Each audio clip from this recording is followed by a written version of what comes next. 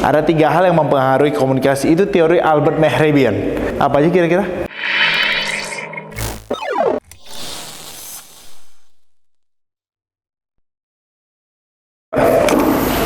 Coba jangan dilihat lagi modul deh.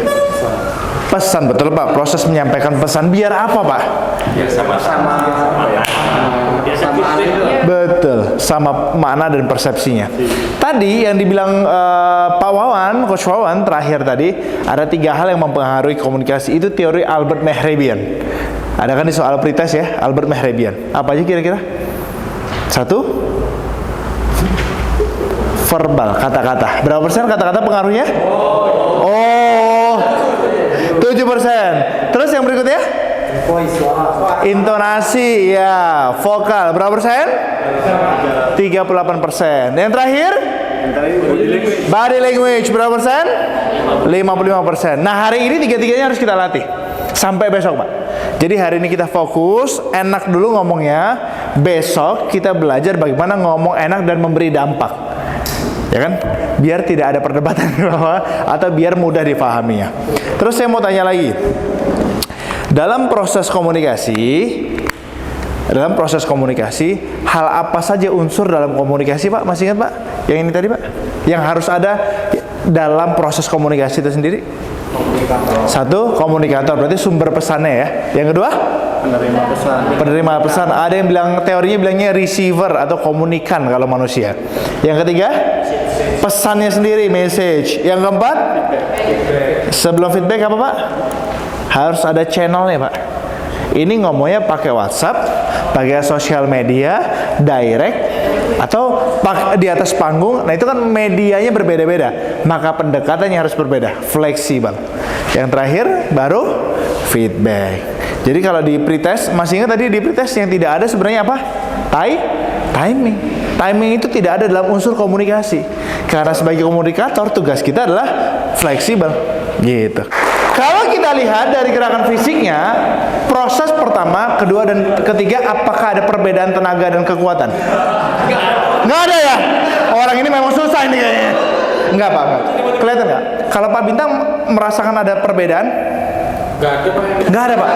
Nggak adanya kenapa Pak? Enteng ya? Tenaga Bapak terlalu gede Pak. Tenaga Bapak terlalu gede, oke? Atau kita bisa lihat bentuk ekspresinya, usahanya. Yang terakhir itu karena dari dalam dia lebih serius punya usaha, apalagi dimotivasi. Pak, kalau kuat dapat coklat, ada rewardnya, ya. Kita bisa lihat dari ekspresinya, walaupun itu kan sangat subjektif ya, kuat atau enggak subjektif. Tenaga Pak Bintangnya mungkin memang sangat sudah kuat gitu, atau kita melihatnya dan kita tidak merasakannya. Nah, Bapak Ibu sekalian, dari proses barusan kita sadar bahwasannya apa yang dikatakan di dalam pikiran itu bisa jadi bentuk tindakan. Motion create emotion, kata Pak Wawan tadi. Kata-kata, emosi akan membentuk gerakan, karena kata-kata mempengaruhi rasa. Maka hati-hati dengan kata-kata. Orang bisa hancur hatinya gara-gara dibilangin bego, bodoh, bisa rusak Pak. Tapi ada juga loh Pak yang dibilangin dasar kamu bego gitu aja nggak kerja, malah termotivasi dan jadi atasannya suatu hari nanti. Banyak Pak. Harusnya memang udah begitu. Gitu Pak ya? Iya, kalau disuruh kuat nggak bisa. Oh gitu. Woi, cepat, kuat gitu ya Pak ya? Harusnya ya. Mau diulangin Pak?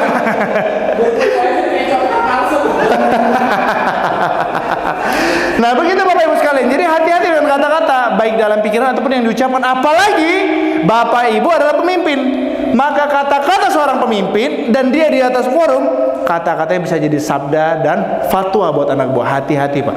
Hati-hati Pak. Ya. Yang berikutnya adalah dari tindakan yang sering diulangi jadi kebiasaan sistemik di dalam tubuh manusia ya. Dan dari tindakan jadi karakter, dari kebiasaan jadi karakter menentukan nasibnya kayak gimana. So kalau kita kaitkan dengan public speaking, hasil dari berbicara depan umum keren atau enggak, bagus atau enggak, tergantung kebiasaan dan karakternya. Lah kalau karakternya males-malesan, dia lemes-lemesan, iya otomatis hasil dari public speakingnya 11-12 dengan karakternya. Dan kalau ditarik garis lurus, semua berawal dari isi pikiran. Pernah dengar limiting belief Bapak Ibu sekalian? Kelas? Pernah dengar limiting belief nggak? Pernah ke Waikambas nggak? Saya kebetulan lahir di Waijupara, sebuah desa dekat Waikambas. Tapi saya bukan anak gajah ya. Nah, saya kecil dulu, tahun 90-an Pak, itu sering sekali melihat Kalau dulu zaman dulu tuh ada sunatan massal, tanggapan itu Pak kalau bahasa Indonesia ya Pak. Ngundang acaranya gitu ya. Pemeriah acaranya itu ngundang gajah, narik kayak andong gitu, kayak gerobak gajah. Nah karena kebetulan pawangnya banyak, tetangga, saya pernah nanya, Om, saya dan teman-teman, waktu masih kecil ya, Om itu gajah segede itu kok bisa nurut? Jawabannya apa Pak? Karena dilatih, betul ya? Nah belakangan saya tahu cara melatih gajah. Bapak Ibu kalau ke Waikambas ada kandang gajah gede. Gajah itu kakinya hanya dipatok begini Pak, dirantai dan diletakkan dipatok, diikatkan dipatok. Pernah nggak dengar berita telah lari sekerumunan gajah dan melepaskan diri dari patok? Nggak pernah kita dengar Pak, 10 tahun terakhir Pak, 20 tahun terakhir. Yang ada gajah liar masuk ke pemukiman warga. Nah pertanyaan, apa sih yang dilakukan oleh pawang gajah? Yang dilakukan oleh gajah dari kecil dirantai kakinya Pak. Karena dirantai dia nggak bisa gerak. Lama-lama timbul persepsi. Dalam teori namanya teori stimulus respon Pak. Dari stimulus yang ada, nah nanti kita belajar banyak yang ini Pak. Namanya teori stimulus respon. Stimulus respon tuh Pak, karena A maka B. A maka B. Karena kaki saya dirantai, maka saya nggak bisa kemana-mana. Itu terus diulangi Pak. Sampai akhirnya begitu gajah dewasa, dia mau jalan, kakinya kesandung rantai, dia bilang apa? Saya nggak bisa kemana-mana karena ada rantai. Padahal ya kalau misalnya gajah punya logika, ditendang aja bubar. Patok ini betul, rumah aja roboh kok gitu. Nah itu yang terjadi di kebanyakan kita. Orang tua saya kan dari kampung, anak-anak kita misalkan, ya orang tua saya kan cuman, ya apalah saya ini, mana mungkin saya bisa sesuatu, bisa apa-apa. Itu namanya limiting belief Pak. Sama Pak, ya saya kan sehari-hari paling banyak di lapangan, ya mana mungkin lah saya bisa jago berbicara. Saya kan bukan manajemen, itu limiting belief Pak. Keyakinan yang membatasi kita mencapai sesuatu. Kelas, saya mau tanya Pak, saya mau tanya. Mohon maaf, ibu siapa Bu yang pakai kacamata Bu? Bu siapa Bu? Dini. Bu ini ada di divisi apa? Proses. Pertanyaan saya adalah berapa jarak Bu Winnie ketemu direktur?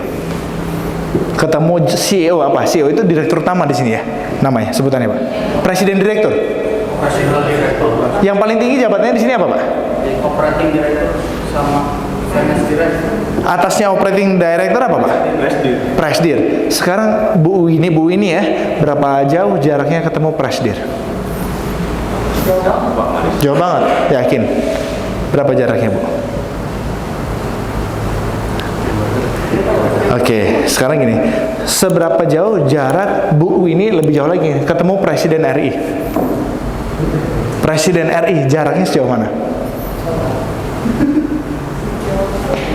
Ini limiting belief. Nggak salah ya Bu, Bapak Ibu nggak salah ya. Tapi mungkin karena kita belum pernah belajar. Gubernur atau menteri? Gub. Di bawah gub siapa? Bupati atau kadisnya? Ya betul. Ketemu siapa? Oh ya. Nah, setelah itu Pak siapa namanya Pak? Saya lupa. Pak Rianto. Bupati atau kadis ketemunya siapa lagi? Ya camat. Kita lihat ya Pak Rianto. Dari camat ini RT bisa nggak ketemu camat? Bisa kan? Kalau paling dasar tidak perlu terlalu banyak, harus ketemu lurah, RW dulu kan nggak juga. Karena RT kadang rapat juga dengan camat atau ketemu camat, dan kadang camatnya deket rumah RT-nya. Pertanyaan saya, bisa nggak Pak Rianto minta temenin Pak RT ketemu camat? Bisa dong. Kalau sudah akrab dengan camat, bisa nggak diajak ketemu bupati? Bisa dong.